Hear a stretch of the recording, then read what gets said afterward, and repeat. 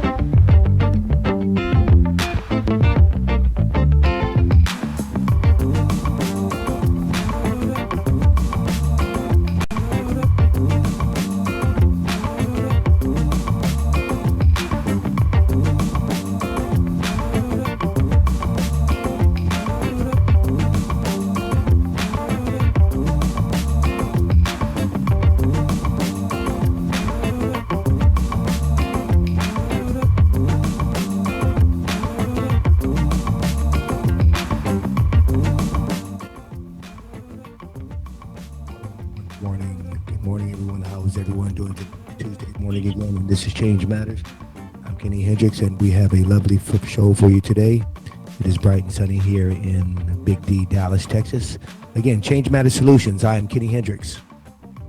And good morning. Good morning, everyone. I am Collette Williams. This is Change Matters. It is Tuesday morning, bright and sunny and kind of gray, but nevertheless, it is a great day. It is January 17th at 8:01 here in California. We are on Pacific time, and Kenny Hendrix is on Central time, and our live show is streaming out of North Carolina. That is East Coast time. We've got a great show, as Kenny Hendrix said, and thank you very much for joining us. Our numbers this morning are 866-510-9025. That's 866-510-9025. We are Change Matters 99 at Gmail. That's Change Matters 99 at Gmail. And we've got a lot to talk about this morning. We've got a good show coming for you. We've got Dr. Umar Johnson on, and we're also going to remind you that the so-called, I'm trying to get this out, inauguration. The so-called You can say the word without person. Yeah, I can't get it out. I cannot get it out. But that so-called swearing in of someone is supposed to be on Friday. No, it isn't, you guys. Come on, really? No, we cannot let this happen. There are marches everywhere. I just got a text this morning that says the way the ratings go, if you don't turn your television on, and for those that do, that will look like he's got ratings. So just turn your television on, go to the cooking show, National Geographic. Please go to OWN, the Oprah Winfrey Network. Do not, I repeat, we all repeat it, do not turn your channel to any news channel. I may end up watching the Do not. What was that, Ken? I may end up watching The View. Yeah, watch anything. I don't care what it is. Watch anything if you have to have your television on, and you should, but do not watch any channel that's got the inauguration. Whatever. Do not go there. Do not go there. And the very idea that he would have a comment about John Lewis and do your work, all talk and no action, that third grader, what person on Pennsylvania Avenue does that? That just doesn't even make sense to me. Nanny. You don't even have any friends in your district. Look at your district. Nanny. Really? Yeah. That is not what the most powerful man in the world does. That's not that kind of behavior. So we've got to do our jobs and make sure that he feels what we feel. Do not go there on Friday. Do not. What were you saying, Ken? Oh no, I just said I may end up watching The View for the first time in my life. So. Well, no, you can't watch The View because they will be there. They'll be there watching that. All right, I'll watch Oprah then. Okay. Yeah, watch Oprah. I know you don't want to do that, but watch Oprah. I don't think she'll be there. Watch anybody. It could be Medea. Watch anybody. Watch, in fact, on Friday, why don't we all just watch 13th? Why don't we watch Ava DuVernay's documentary 13th, or watch James Baldwin's book I Am Not Your Negro, if that's now out on Netflix? Watch anything but that. Anything. I agree. Do not. There's so much mess going on surrounding that numbskull that we cannot afford to even think that this is going to be something that we all are interested in, or we all have a problem with it, but we cannot be a part of it. We just cannot. We need to send a message, and that's how we begin to do that. We've got to send a message and let everyone know. Go ahead. I was saying, moving right along, we're going to go ahead and I think we got Dr. Umar Johnson on the line. And those of you, many of you, I'm sure, are familiar with Dr. Umar Johnson, but there may be some that are not familiar. Dr. Umar Johnson is an author. He is a certified child psychologist working with at-risk, violent and suicidal, depressed African-American kids. He is a civil rights advocate. He is a speaker, as I understand him, one of the well sought after speakers on the conscious community circuit. And he is also has embarked upon a project to reopen the St. Paul School. I believe it's in Virginia, and that's going to be turned into somewhat of a boarding school for children of African descent, and that should be an interesting project. So, without any further ado, and with that being said, Dr. Johnson, are you there?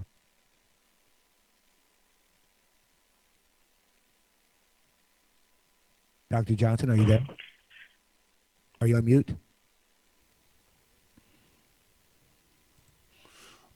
Kenny, this is Scotty. I'm not sure if that's Dr. Johnson. I'm assuming that whoever's calling from 404 is Dr. Johnson, but they're not saying anything. So, Dr. Johnson, if you're listening, once you call in, just hit ***. That'll unmute you.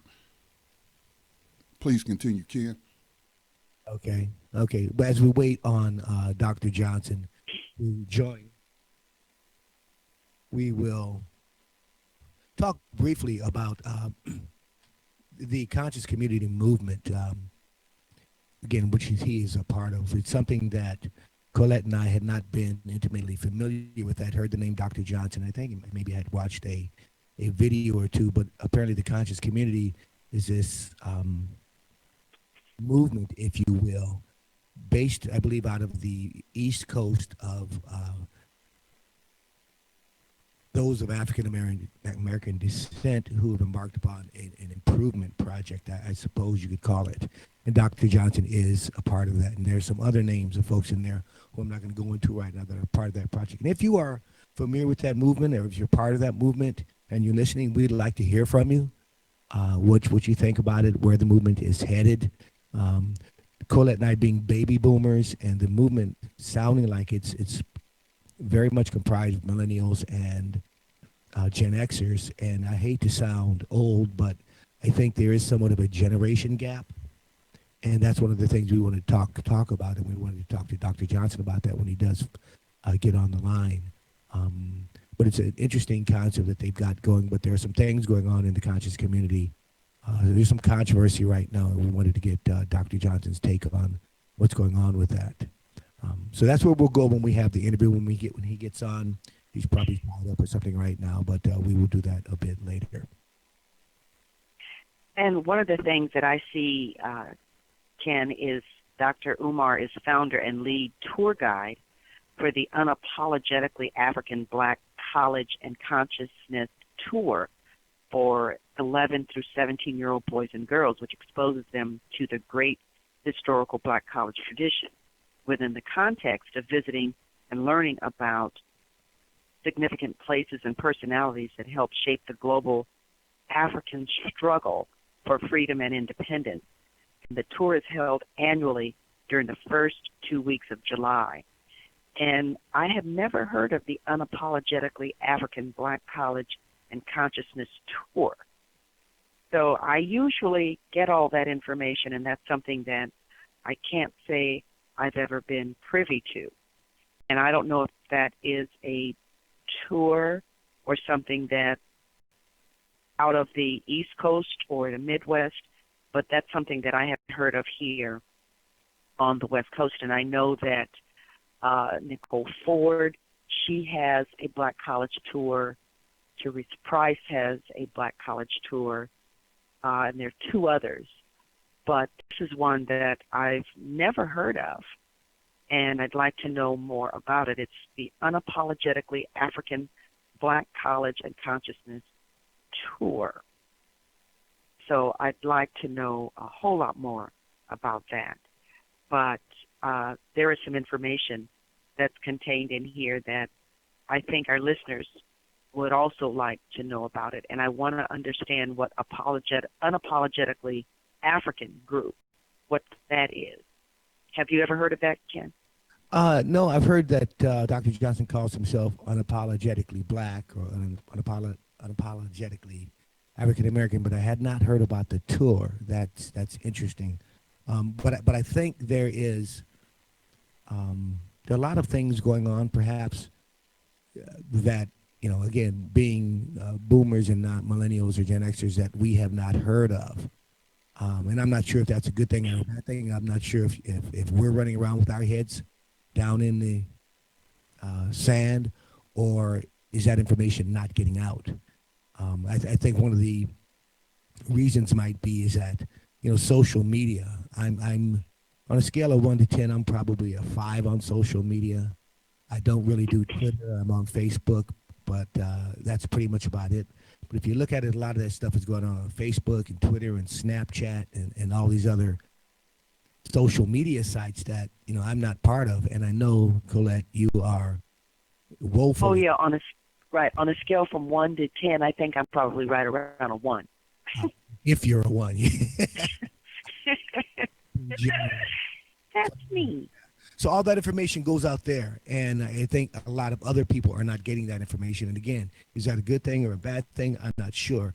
Maybe it means that we as boomers need to be more in tune with social media, or does it mean that Gen Xers and millennials need to get their message out in other ways as well? So it's a subject of conversation, and we need to talk about it, about how we get that information out. Because again, I was vaguely familiar with Dr. Umar Johnson. Some of the other names, Sarasut Fetty, Young Pharaoh, those I was completely unaware of. But they apparently talked to a younger gentleman who I know that is out of the East Coast, and he was familiar with all of these names. But again, he's a Gen Xer, so he was familiar with it. And so, just social media is a good way to get that information out there. And again, I don't know how else you do it otherwise. Because, not getting that out there. But go ahead. Well, there's so much with social media, and there's so many people who rely on social media for everything. They go out and eat. They've got to take pictures of their food. They sit in a chair. They have to take selfies. They wake up in the morning. They have to go through telling everybody what they do in the morning, whatever their morning ritual is, whatever their daily ritual is. When they polish their nails, they have to tell everybody. When they take a drink, they have to tell everybody. When they do personal things, they have to tell everybody. So social media for me has become a very annoying, it's a nuisance, because social media is everything, and it has created such a I don't even know what to call it, but the millennials and the Gen Xers, everything is social media. Everything is YouTube, Facebook, LinkedIn, TuneIn, something on the phone or the computer. It just doesn't make sense to me. It just does not make sense. And I get that people want to stay in contact with each other. I get that part. But why is it so necessary to tell people that you're eating ham hocks and chitlins? I don't get that part. Why is it so necessary to tell people I'm going down the street now? Why? Who cares? It is definitely a generational thing. It is so. And again, being boomers, we don't get it. There's a gentleman that I'm friends with on Facebook. I'm not sure why we ended up being friends. I'm not even sure who he was. Some of my travels I've met him, but he's a truck driver, and on Facebook he posts every stop. Then when he leaves the stop, he posts when he stops for lunch, and then he posts everything. So it's a quite interesting. Oh, see, to me, that is just ridiculous. I don't want to know everything that somebody's doing. I don't want to know. I don't care. That has nothing whatsoever to do with me. I am just not interested. I'm just not interested. And the way people carry on because something was posted on their site, or I'm not friends with so-and-so, or I'm not really, fights have ensued at school because of something that was put on Facebook over the weekend. Really, people. The parents have gone to the school to fight students because of a post over the weekend. How is that the right thing to do?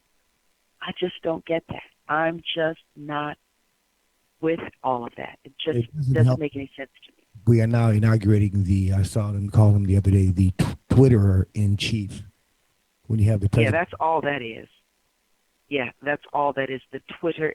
And he thinks it's okay for him to tweet. That simply, to me, that simply means there's no level of consciousness. There's no level of comprehension. He obviously doesn't have anything else to do. How could somebody who puts the P word in front of their name have the time to sit around and respond to tweets and put out trashy tweets? That's absolutely ridiculous. I'm still irritated by what our guest has done on YouTube, which I think is absolutely disgusting. I think it says a whole lot about where we go. I wouldn't follow somebody that did something like that. That's the reason we're having this show today, if he gets to the line. But I think that is ridiculous, and I'm sure there are those, obviously, who say this is a great way to create a movement. This is a great way to create a following. Follow me, because I'm not going to do that. Follow me, call into the show. Follow me. I've got a lot to say also. I'm not doing it on YouTube or Facebook or any of the other platforms. Follow me. I'm not going to go into a rant like that. So why are we using social media for those things? It's human nature. It's human nature. People are going to use things to their benefit. People are going to use it for positive things. People are going to use it and lose it. It's human nature. It's, when we were young, we used to, make prank phone calls.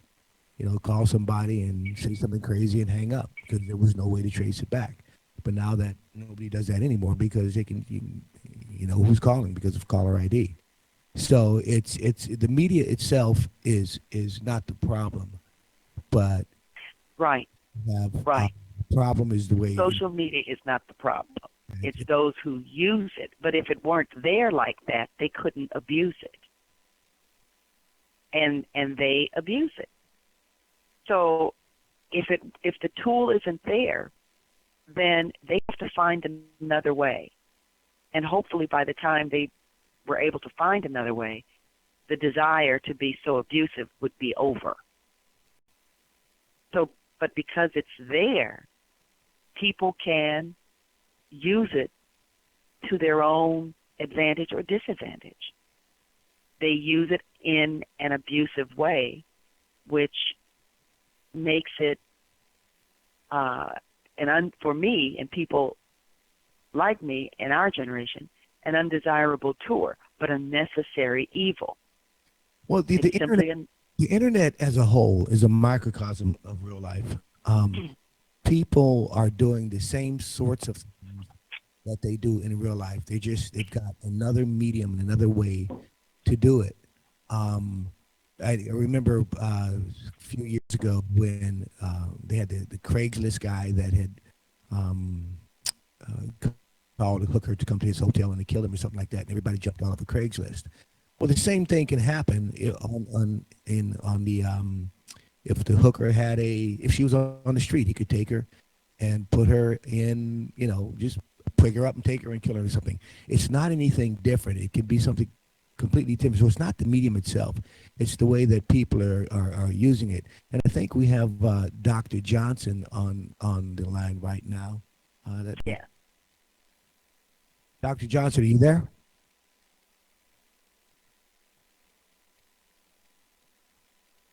Let's see. Dr. Johnson, are you there? Yes, sir. How are you? Good, good. How are you, sir? All is well. Good, good. Thank you for being on the show. We really appreciate you being here. We thought you were earlier and actually had gone through an introduction talking about the fact that a certified psychologist, author, civil rights advocate, and one of the most sought after speakers on the conscious community circuit. We had talked about you're wanting to open the St. Paul School as a boarding school for children. Yes, sir. Well, actually, we found out a few weeks ago that the St. Paul's College has sold to a land developer. It's no longer an option, so now we're looking at either building the school in Africa or starting with a regular day school at one of the cities here in the United States. I'm currently looking now. I'll actually be going to Detroit tomorrow following my lecture tonight in Durham, North Carolina, to look at some of the schools in Detroit. And then I'll be coming back to North Carolina to look at some of the schools here as well. We also have Baltimore, Pennsylvania, and a couple other schools to look at as well. Okay. Well, that's a good segue into just why don't you give the folks some background? I'm sure a lot of the people listening are familiar with you. You do have quite a following, but I'm sure that there are some folks that are not familiar. Why don't you tell us about Dr. Umar Johnson and, give us a synopsis of who you are, what you've got going on, and then we can just go from there. Certainly. I'm a doctor of clinical psychology. I am a school psychologist as well as a certified school principal. My expertise is in the area of special education and differential diagnosing for African American boys, which basically means I'm one of the people who come in to reevaluate children after they've already been evaluated by the school system to determine whether or not the initial evaluation was accurate. Black boys are 2 to 3 times as likely as any other boy, including Latinos, to be referred for and misdiagnosed with learning disabilities that they do not have, ADHD that they do not have, and all sorts of other problems. Black boys are basically being used by school districts to get paid the extra special ed money that comes with being placed in special education. I'm also author of the book Academic Holocaust, the Special Education and ADHD Wars Against Black Boys, which is the first book written by a black school psychologist to black parents, teaching them how to effectively navigate the public school situation. And actually, this will be the first time here in Durham that my book has actually been in Durham, North Carolina, so I'll be doing a book signing tonight following the lecture. I also am founder of the National Independent Black Parent Association, which is a movement we started earlier in 2016 to organize black parents in the 7 key areas of special education, school discipline, school policy, school finance, social support, homeschooling, and parent advocacy. And we'll be having our 3rd National Invitation Leadership Training Conference in San Diego the end of this month, Friday and Saturday, the 27th and 28th. So any of your listeners who are interested in starting a chapter of the National Independent Black Parent Association in their town, they're more than welcome to join us in San Diego at the World Beat Cultural Center. And the last thing I would add is I'm also founder of the Unapologetically African Black College and Consciousness Tour, which is a 2-week overnight tour for black boys and girls 11 to 17 years old So we take them to not only historically black colleges, but to also important landmarks and sites in the black historical experience. So this year, we'll be leading from Atlanta, Georgia, June 28th to July the 12th. Again, 14 days, 14 nights, and so we'll be doing schools in Georgia, Alabama, Tennessee, South Carolina, and probably North Carolina as well. We're going to try to squeeze in. So that's the Tuskegees, the Tennessee States, the Morehouses, the Spelmans, and the Black History sites will include places like the National Civil Rights Museum, the Selma Civil Rights Institute, the Oyotunji African Village, the Charleston, South Carolina Civil War Trail, the Slavery Tour, the George Washington Carver Museum, so forth and so on. So we're really looking forward to spending those 2 weeks with our young. Dr. Umar, this is Collette. Thanks for being with us. Thank you. I've got a couple of questions for you. Sure. And I'm looking at your bio. Where did you go to school? I see it says here you hold degrees in education and political science. My first institution was Millersville University in Lancaster County. That's where I earned my first 3 degrees, political science, psychology undergrad, and then I came right back and did my 3.5-year program to become a school psychologist. Second institution, Lehigh University, Bethlehem, PA. Where? That's where I earned my Lehigh. Oh, Lehigh. Lehigh University in Bethlehem, Pennsylvania. That's where I earned my master's in educational leadership and my principal's certificate. And my third was at the Philadelphia College of Osteopathic Medicine, which is one of the top psychology training programs on the East Coast, American Psychological Association approved program. And that's where I earned my third master's in clinical psychology and my doctorate in clinical psychology, 6 degrees in all. Okay. And tell us about the unapologetically African, wait a minute, I'm looking for it here, the Unapologetically African Black College and Consciousness Tour. I've been with the school district for, 15, 20 years. And this is a tour I've never heard of before. How long have you been on this tour? This will be our second year. Last year was our first year. We did the Northeast tour out of New York. We took the young people to the Audubon Ballroom, which is now the Malcolm and Betty Shabazz Center. They also went to the world-famous Apollo Theater, where we had our own amateur night. We took them to the Ferncliff Cemetery to pour libations at the grave of Dr. Khalid Abdul-Muhammad, Dr. Yusuf bin Yakin, Malcolm and Betty Shabazz, Paul Robeson, James Baldwin, and young Malcolm Shabazz, Malcolm's grandson. We then came down to Cheney and Lincoln University, our 2 oldest HBCUs from there, Delaware State University, University of Maryland, Eastern Shore. Then we go up to Auburn to visit the Harriet Tubman gravesite, Harriet Tubman home, as well as the Harriet Tubman Museum. And then we go over to Rochester, New York, where my ancestor Frederick Douglass is buried. Then we come back down to Philadelphia. Then we took them to the African Holocaust Museum, which is the only African Holocaust museum in the United States. From there, we took them to the Liberty Bell on July 4th so they could see the hypocrisy of so-called liberty and justice in America right after they just came from the African Holocaust Museum. And, of course, we know Thomas Jefferson owned over 400 slaves himself. And then we went to the Great Blacks and Wax Museum, the Underground Railroad tour on the Eastern Shore of Maryland, Harriet Tubman's hometown tour in Bucktown, Maryland, where they're now building a Harriet Tubman Visitor Center to be opened this year. And then we went to Coppin, Morgan, Bowie State, the Frederick Douglass home, the Benjamin Banneker house, and we ended up at the Nat Turner Trail, where Nat Turner led the bloodiest slave revolt in American history on my birthday, August 21st, 1831. We went to Great Adventures, Dorney Park, paintball in the park, pool parties. They had quite an experience, and I'm still getting messages from the students now because they can't wait to register for the next tour, which will be out of Atlanta. I just want to mention that this is Change Matters Solutions on the Black Talk Radio Network, and we are interviewing Dr. Umar Johnson. Thank you for joining. If you wanted to join the show, Collette, you want to give those numbers out, please? Absolutely. The number is 866-510-9025. Again, 866-510-9025. And for your comments, it's star. Otherwise, you can listen, but we'd like for you to give us your comments, ask questions, talk to us, let us know what you think and how you feel. Again, that's 510-9025. And before we go any further, I know we have a commercial break pretty soon, but I do have a couple of questions that I'd like to ask the good doctor before we go there. The Prince of Pan-Africanism hosts the free regular weekly Black Parent teleconference every Tuesday morning. And that was this morning? Yes, ma'am, that was this morning. I did it here from Durham. It's simultaneously done on the telephone as well as on Facebook Live. So if anyone goes to my Facebook page, which is Dr. Umar Ifatunde, which is my African last name, and that's spelled Isatunde,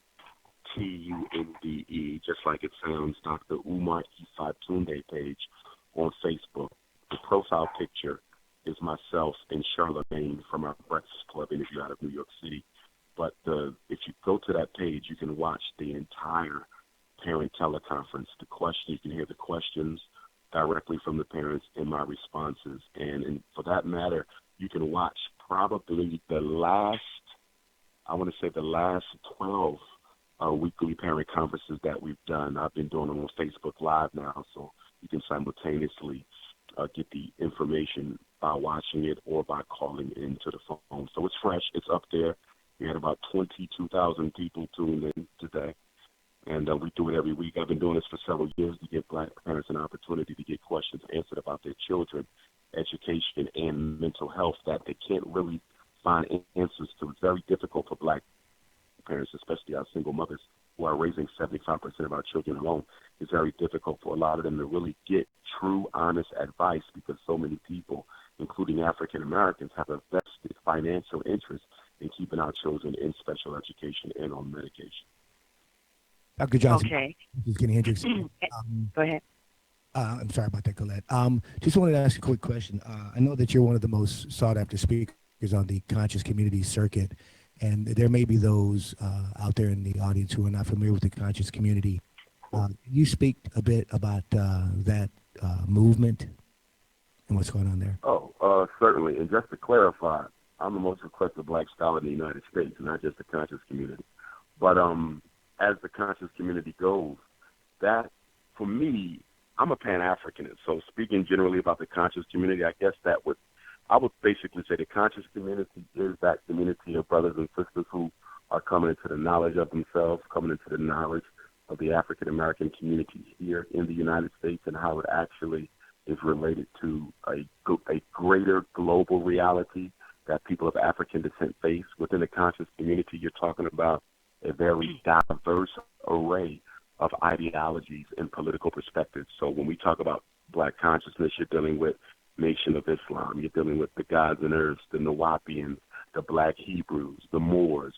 You're dealing with many brothers and sisters who are in the vegan and vegetarian community, the dietary community, my community, which is the Garveyite revolutionary Pan-African nationalist community. You're also talking about Black socialists and just people who are beginning to think outside of the general narrative that we have been fed by the United States and by white supremacy in general. Anyone who espouses pride in their African heritage and who espouses independent intellectual thought would to some degree be considered part of the conscious community. I would say it is a general umbrella description, but then within that consciousness you have all the different ideologies, and of course I represent the Pan-Africanist camp. Okay, we've got to take a break and we've got to pay some bills. So Scotty's going to take us to a break and we will be right back. Sure. I'm sorry, Colette. We are foregoing the break. That's why Kenny just gave the station ID. But we don't want to impede on the interview. Please continue. Okay. All right, we will do that. We'll pay those bills down the road a bit, but we'll go ahead with Dr. Johnson. And Dr. Johnson, I do have a couple of questions. And again, I'm looking through some of the information. I wanted to also ask about the Prince of Pan-Africanism and the parent conference, the Black Parent Teleconference that you have every Tuesday morning from 6 to 8. parents call in and they ask questions regarding what kind of issues are they? Educational issues, personal issues, issues with regard to raising their children, discipline issues. What kind of things do you talk to parents about when they call in on the teleconference? It's a very diverse call, but the issues are related to black children, specifically in the areas of education and mental health. So that could be raising the children, that could be special ed, it could be IEP, it could be autism, it could be school discipline, it could be grades, it could be graduation requirements, it could be the psychological evaluation process, it could be medication, side effects of the medication. It's very, very diverse. And parents call in from, it's a very popular call because I've been doing it for a couple of years now, so the word has kind of circulated about it. So we get new parents. Every weekend we get a lot of returning parents who are still battling issues. And we get calls from California, Texas. I mean, it's very, very diverse. And so a lot of people who don't even have children and a lot of college students who are studying in the fields of education, medicine, social service, psychology, many of our social science majors, they tune in just to hear the questions and the answers because it's very, very educational and very entertaining from the perspective that, you know, you learn about so many different, unique, and interesting battles that black parents have. I often tell people, if you don't really understand what's going on with black children, all you have to do is tune into the Tuesday morning call, and you will really get a strong sense of just how intense this psychoacademic holocaust against black boys is. And when we talk about the psychoacademic holocaust, we're talking about a 6-stage process that in my 20 years of working in the field of psychology, I have uncovered to exist. That is created, it is systematic, and it includes black boys, whether their parents are middle class or underclass, whether they're in public school, private school, parochial school, independent school, or charter school. And the first stage is miseducation, which is the deliberate undereducating of black boys from preschool into approximately 3rd grade. And these 6 stages do not come with clear delineation marks. So you can go through stage 2 and then end back up in stage 1.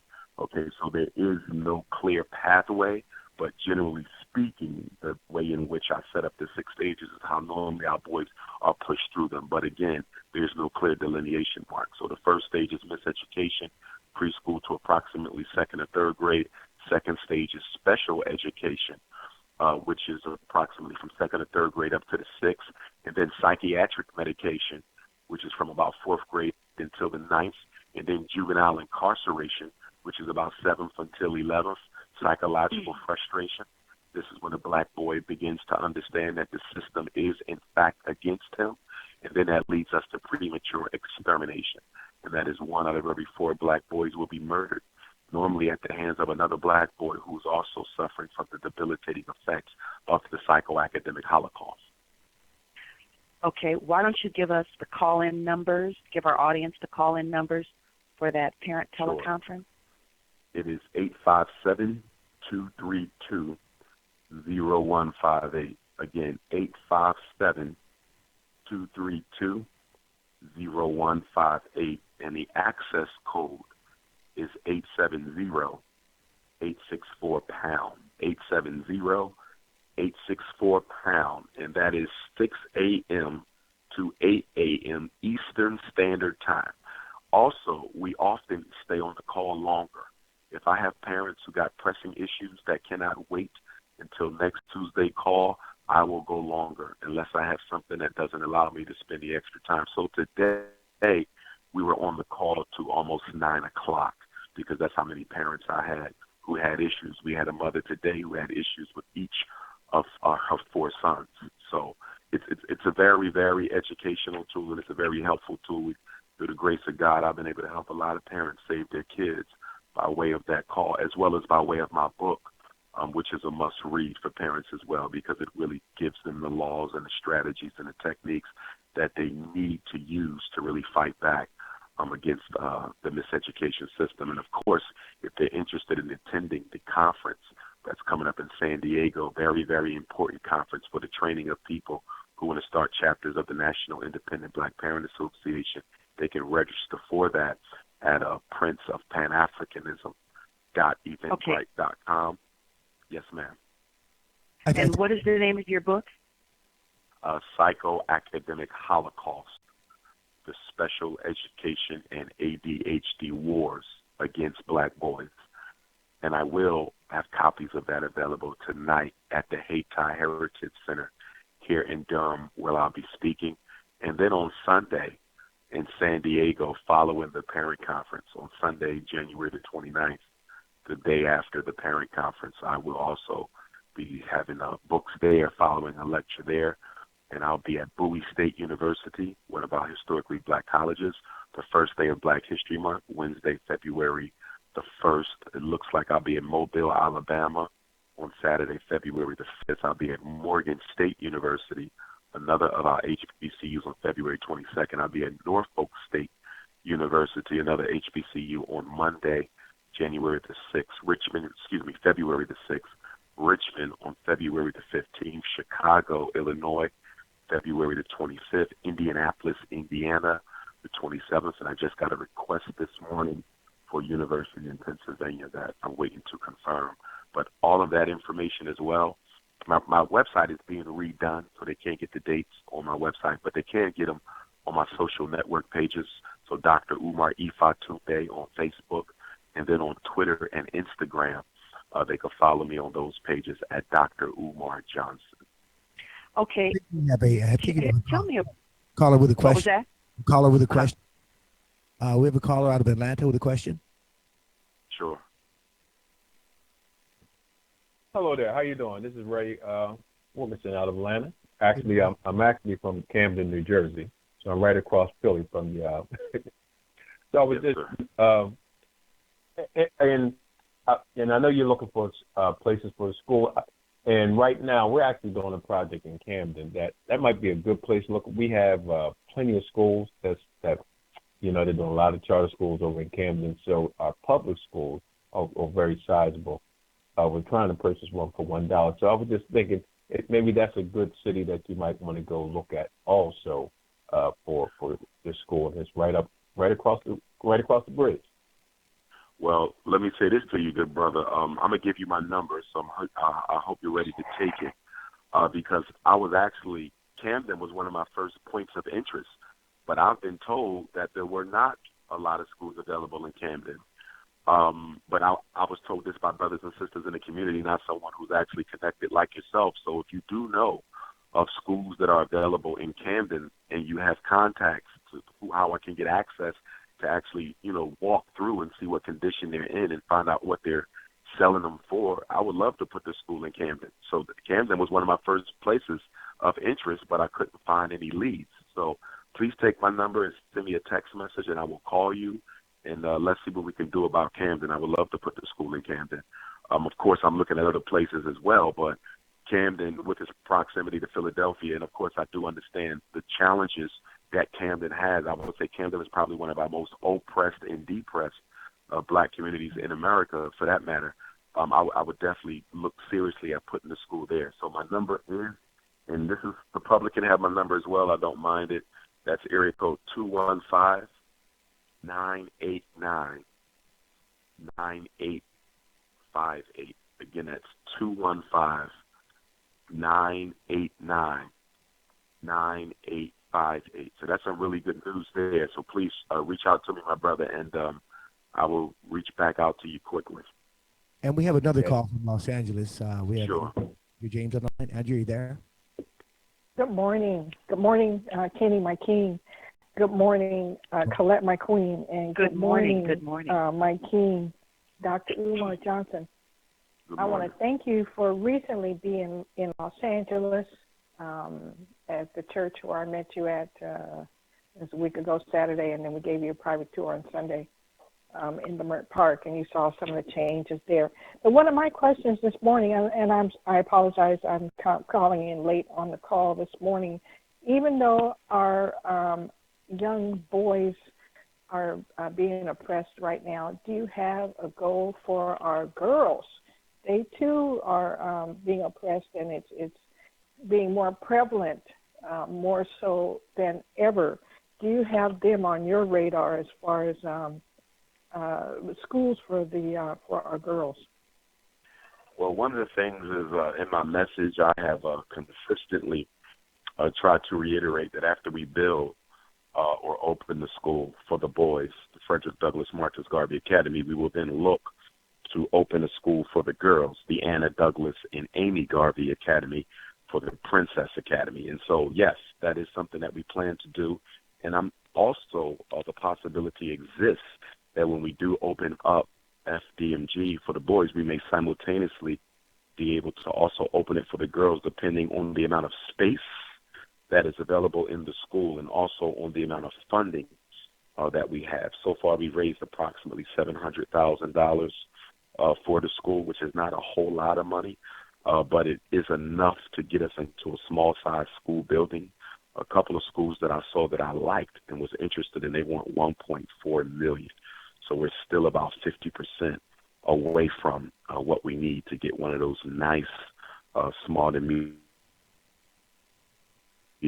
conditions. So we're still pushing on that. But yes, we will not leave out the girls. After we get started with the boys, we will definitely turn our sights to the young ladies. But again, there's a possibility that we can open up a school for both of them. The reason I'm starting with the boys is because when you look at educational outcomes and academic challenges, African-American boys lead the pack.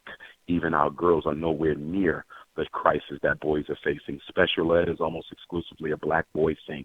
ADHD meds are almost exclusively a black boy thing. Suspension and expulsion, black boys are overrepresented. So juvenile school, juvenile discipline school, when you look at every index, high school graduation, only 1 out of every 4 black boys graduate from high school. So clearly black boys do need some undivided attention, but we will for sure make sure we take care of the ladies too. Great. Well, thank you very much.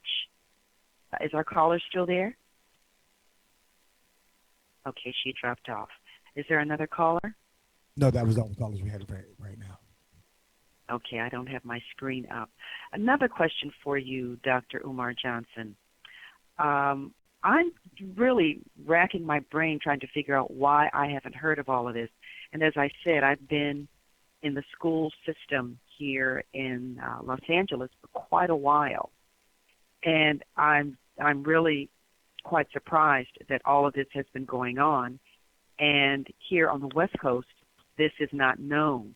Can you speak to that? Because there are issues with kids all over the place. And then I have another question for you after that. But can you tell us why this is not known about on the West Coast? Are you familiar with COBA? No, I'm not. I don't think I am. What's the full name? What does that stand for? Council of Black Administrators? No, I'm familiar with the National Association of Black School Educators, as well as the Association of Black Psychologists, which was founded in California. Right, it was. I spoke at also the Ebonics conference. Dr. Ernie Smith, I've spoken at his conference several times at Charles Drew University. I'm pretty well known on the grassroots level in California. I mean, normally when I come to Los Angeles, it's a sold-out event. Oakland, Sacramento, where I'll be on March the 4th, I think, and, of course, San Diego later this month. But to answer your question, I think one of the reasons why my work and my information isn't as well known as it possibly should be is because many of the major media outlets and personalities, the Oprah Winfreys and that sort of a thing, they may be a little ambivalent about exposing me to their platform because my political views are very, very much about the independent empowerment of African people. So being a nationalist and being a Pan-African nationalist, that doesn't fit well within the American social narrative. And so because of that, many of our gatekeeper personalities within the media world would probably not be looking to actually expose me to their listeners because the message I send isn't one that's in line with what is normally being preached to black people. That's interesting. That's very interesting. I am a baby boomer, and some of the things that I see either, I don't do Facebook, I don't do anything until somebody tells me to do it. YouTube, I'm just not into the social media type thing, so I don't get into all of that. if it's not in the news, whether it is print media or the tube, I get it in other ways. So hearing about all of these things is somewhat new to me. What I did hear and did see for myself was this tirade, if you will, that you and another person have. I don't know anything about that. I don't know why that was necessary. I know that it's on YouTube, and I'm not a YouTube person, but I have seen that. So that's terribly uncomfortable for me, very uncomfortable for me.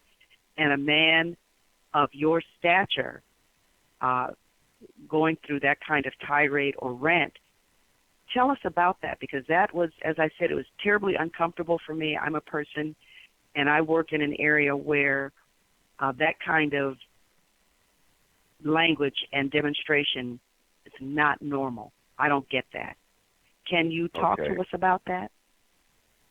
I won't say much about it because I don't like to give attention to negativity because there's so much positivity going on. I would just say that the situation was an unfortunate one. It was a situation basically from my perspective where I had grown a little bit tired of some of the jealousy and animosity that can present itself within the Black conscious movement and within the Black community as a whole. Although I had been on the public speaking circuit since 2000, since I became a school psychologist.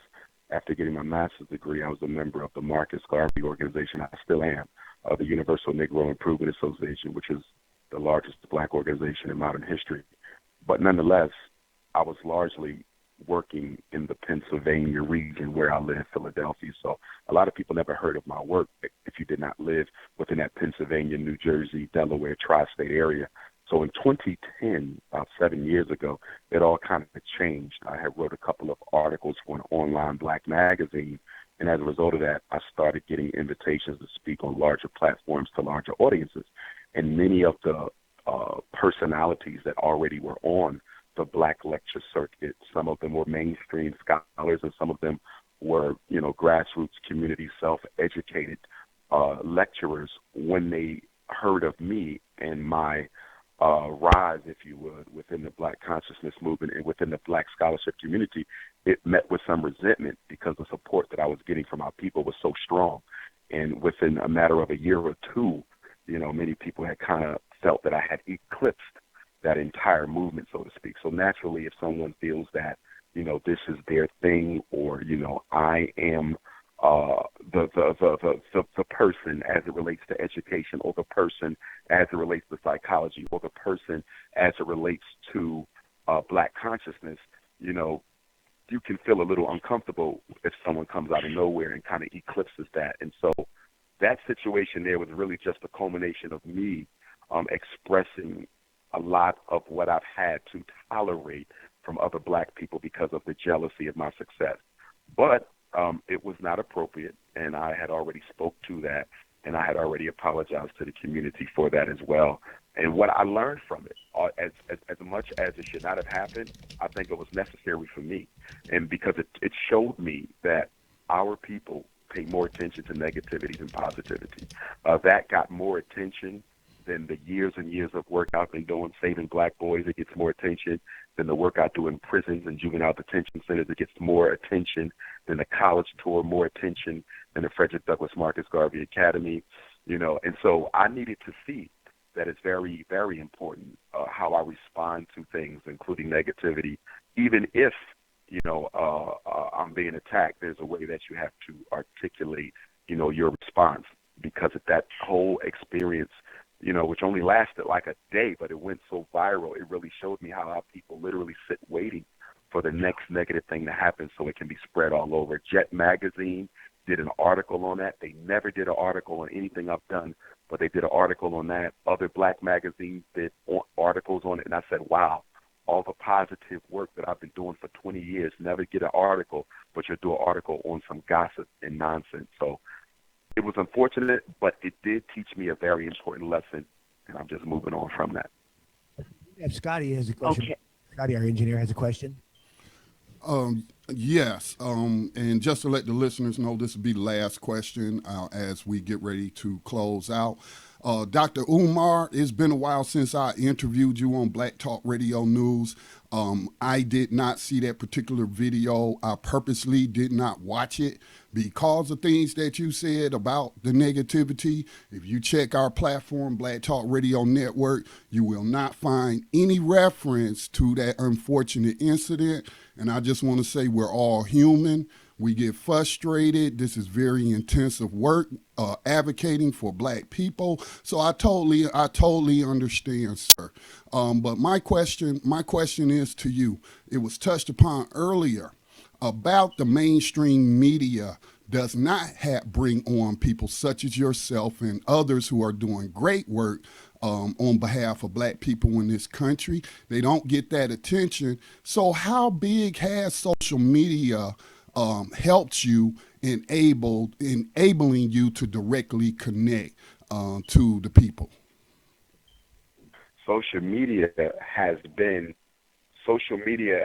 monumental as it relates to Black people's ability to learn who I am and understand what I'm all about. I would say YouTube and Facebook, especially, I would say it began with YouTube.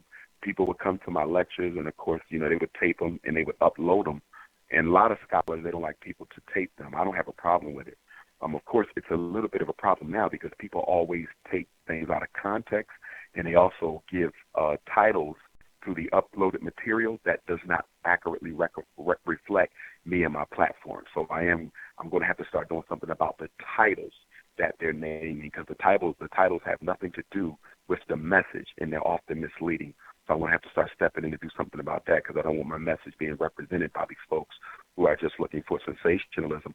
But YouTube has been major for my rise, because so many people have come to learn about who I am by the recommended video. Let's say you're watching a lecture of Malcolm X or Dr. King, and on the side on YouTube they always recommend some other people, and I'm normally one of those recommended videos. And then I hear from so many parents who say, your video was recommended on learning disabilities, or your video on ADHD was recommended, and I just clicked on it, and I've been watching you all week long. Like, I regularly hear that from people. Like, I haven't stopped watching your videos. In fact, I have more YouTube lectures than any other living scholar in America. That's how popular my message has become amongst the African American community. I don't even have a YouTube channel.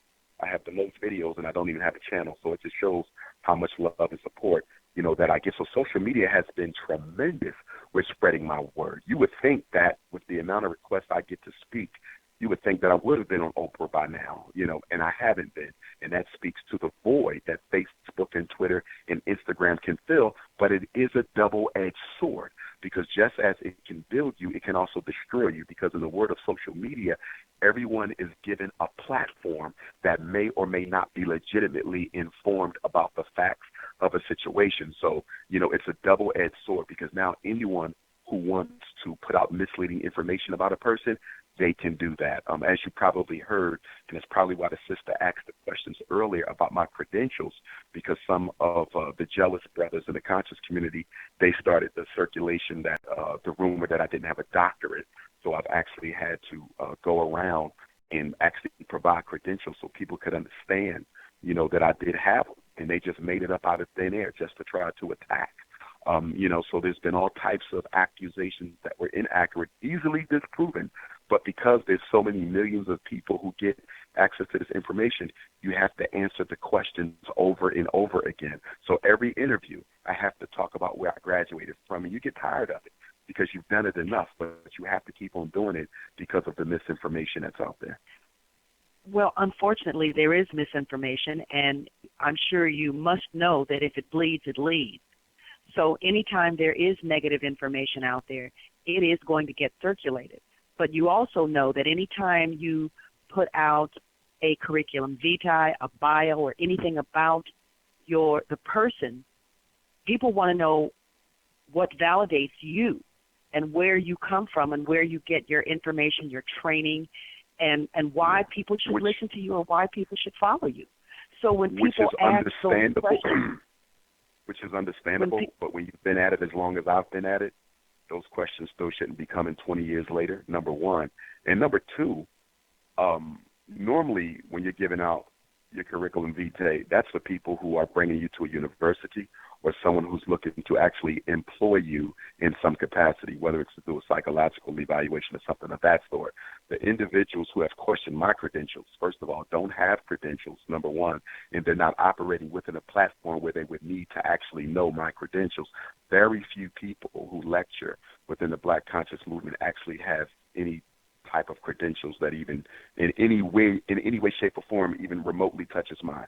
So it's not about validating your academic. Okay, so it's in the Black Conscious community. It's about trying to assassinate.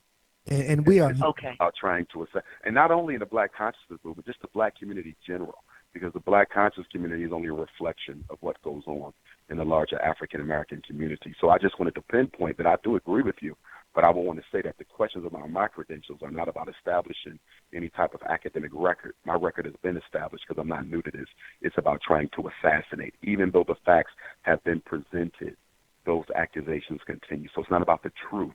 It's about trying to stop someone based on your own insecurities. And unfortunately, right. Well, we lost about 20 minutes this morning. We didn't get you on right away. So we're going to have to ask you to do this again. And as sure. Ken is trying to get in there, as Ken is trying to get in there, it's time for us to close the show. It's the top of the hour. An hour is simply not enough time. We always run out of time, always. And we are going to 2 hours, and we will be launching that show in the next couple of weeks. And we will let everyone know that we are launching a new show. We are going to 2 hours. We are going to have this conversation again. And we thank you for listening. And again, Dr. Umar, would you give out your number? And I'm going to give some numbers as well. So would you do that, please, before we close it out? Yes, ma'am. I can be reached at area code 215-989-9858. Just to let the listening audience know, that's a text number. So if you have a quick message to text, if you need a flyer or you need information for the college tour, again, you can text 215-989-9858. If you need to leave a voicemail, that's a different number, and the voicemail number is 844-4-DRUMAR. So again, it's 844-4-Dr. Umar. Email is drumarjohnson@yahoo.com, and the website is also drumarjohnson.com, DRUMAR Johnson.com. And the Eventbrite link to get tickets for any of my upcoming events is Prince of Pan-Africanism.eventbrite.com, but you can also get there from the website. Great. And before we go, First Class Real Estate and Apartment Locators are based in Dallas, Texas, serving all areas of the Dallas Metroplex and specializing in residential and commercial real estate as well as apartment locations. We are your one-stop shop for all your real estate needs. Allow your needs to be focused on first-class real estate. Bring your real estate to a whole new level. And why fly coach when you can fly first class with only the best? Your first-class real estate professional, Jocelyn Bagby. She can be reached at 682-888-8417. That's first-class real estate professional, Jocelyn Bagby, at 682-888-8417. And thank you very much. We're signing off. I am Collette Williams. Thank you for joining us for Change Matters. And I'm Kenny Hendricks, and we are signing off, and we will see you next week. Thank you, Dr. Johnson. Thank you, Dr. Johnson.